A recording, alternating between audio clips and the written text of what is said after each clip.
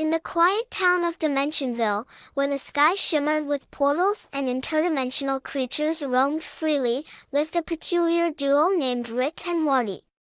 Rick, a brilliant but eccentric scientist, and Morty, his wide-eyed and adventurous grandson, were known for their extraordinary escapades across the multiverse. One day, as the duo tinkered in Rick's makeshift laboratory, Morty discovered a mysterious portal remote. Its glow was irresistible, and without thinking twice, Morty activated it, plunging himself and Rick into a whirlwind adventure. They emerged in a dimension unlike any they had seen before, Candylandia. The entire landscape was made of candy mountains, chocolate rivers, and gumdrop forests. Morty's eyes widened with amazement, but Rick, ever the seasoned explorer, raised an eyebrow skeptically. However, the seemingly sweet paradise had a twist. Candylandia was ruled by an eccentric but mischievous Candy King, who had a sweet tooth for control. The Candy King, armed with a licorice scepter, demanded that Rick and Morty participate in the Great Candy Games to prove their worthiness to stay in his dimension. Reluctantly, Rick and Morty accepted the challenge, entering a whimsical arena filled with giant lollipops, cotton candy clouds, and jellybean trampolines.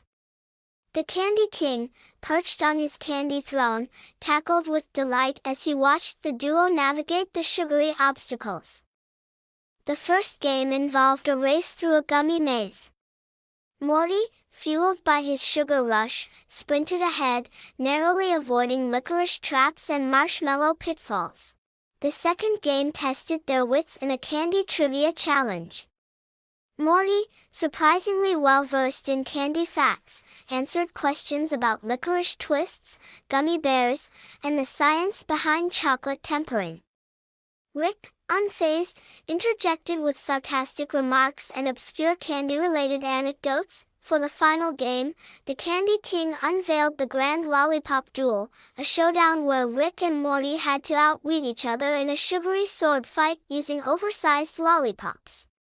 Morty, fueled by determination, swung his lollipop with unexpected finesse, while Rick, with his nonchalant demeanor, countered with quick portal maneuvers. As the candy dust settled, it became clear that Rick and Morty had bested the Candy King in his own games.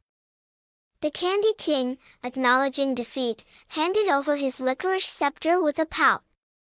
Rick, ever the pragmatist, turned the licorice scepter into a portal generator, creating a portal back to Dimensionville. As Rick and Morty bid farewell to Candylandia, the once mischievous Candy King waved with a newfound respect.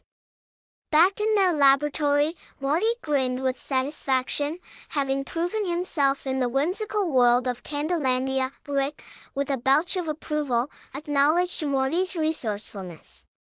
Little did they know that their adventure had caught the attention of an interdimensional candy alliance, who were so impressed by Rick and Morty's skills that they sent an ambassador, a talking chocolate bar named Chocochum. Chocochum, expressing gratitude for liberating Candylandia from the Candy King's control, offered Rick and Morty honorary titles as guardians of the sweet multiverse. Morty's eyes sparkled with excitement, and Rick, with a smirk, accepted the title with his usual nonchalant demeanor.